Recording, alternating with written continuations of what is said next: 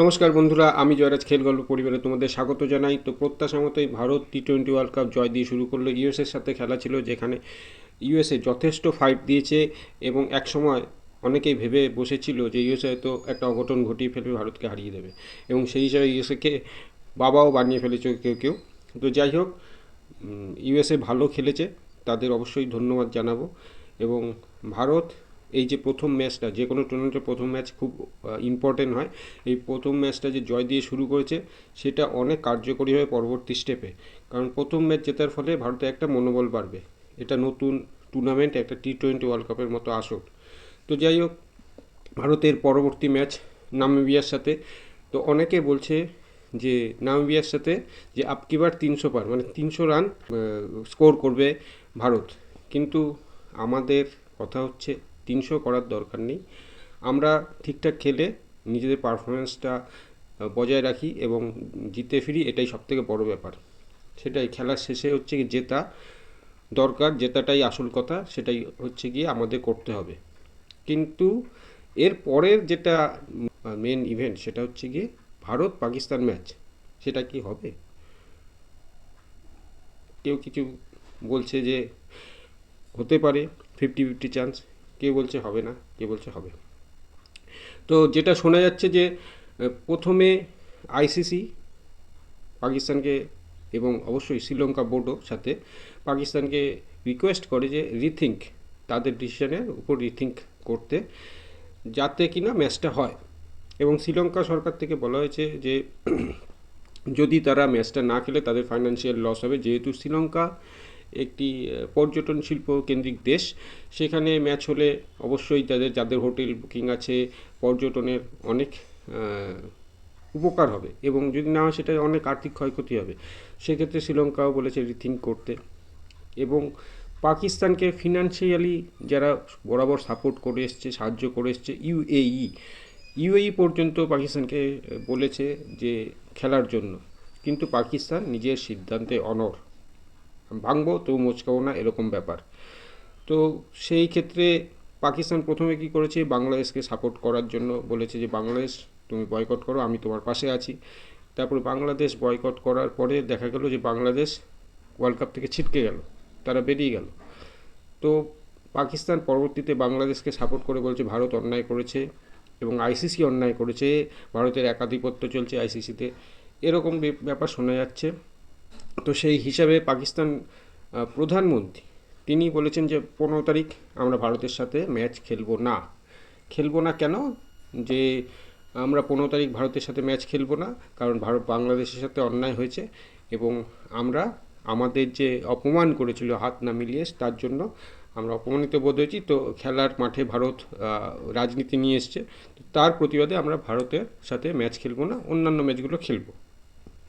এরপরে যেটা হয়, আইসিসি একটা প্রচুর এই ফায়দা ওঠে, ফাইন্যান্সিয়াল একটা লস হবে যদি এই খেলাটা না হয় আইসিসির।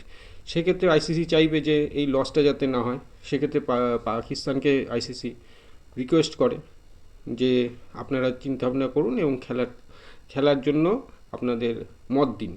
কিন্তু পাকিস্তান সেক্ষেত্রে যখন তাদের প্রধানমন্ত্রী একটা মতামত জানালো যে আমরা খেলবো না, তারপরে আবার উল্টে পাকিস্তান 3টে শর্ত দিয়েছে। তো শর্ত হলো হচ্ছে গিয়ে যে রেভিনিউ শেয়ার, সেটার বাড়াতে হবে, লভ্যাংশটা পার্সেন্টেজ বাড়াতে হবে, 1 নম্বর। দ্বিতীয় হচ্ছে গিয়ে বাইল্যাটারাল সিরিজ পাকিস্তান করতে চাইছে অবশ্যই ভারতের সাথে, সেটা করাতে হবে। এবং তৃতীয় যেটা হচ্ছে গিয়ে ভারত বাংলাদেশ পাকিস্তানে ট্রাই সিরিজ, এটা করাতে হবে। তো সেই 3টের পরিপ্রেক্ষিতে আইসিসি পুরোপুরি এই 3টে শর্ত মানতে নারাজ এবং পরিষ্কার বলে দিচ্ছে না, আমরা এই শর্ত মানব না।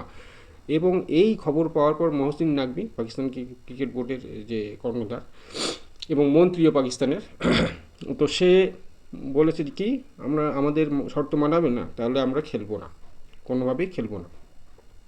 তো এই যে মানে টানা পড়েন, এতে কিন্তু ক্ষতি আইসিসির চেয়ে বেশি পাকিস্তানেরই হবে।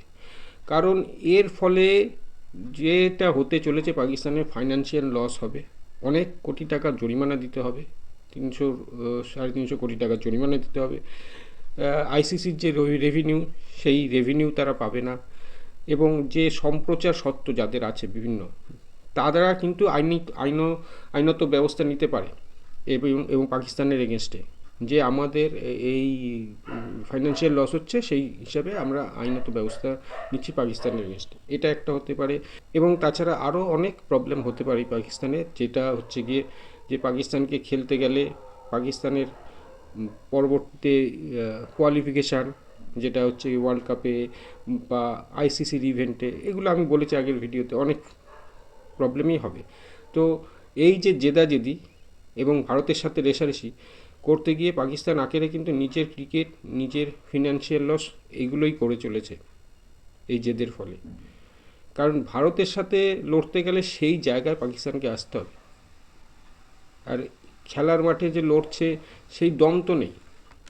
বলছে আমি খেলবো না, কিন্তু দেখাচ্ছে যে হ্যাঁ আমাকে একটু জেদাজেদি করো, তাহলে আমি চিন্তা ভাবনা করছি, 3টে শর্ত দিচ্ছি, আমাদের একটু পয়সা করি আরও বাড়াও, এইসব ব্যাপার বলছে। কিন্তু সেই ব্যাপার আইসিসি মানতে নারাজ।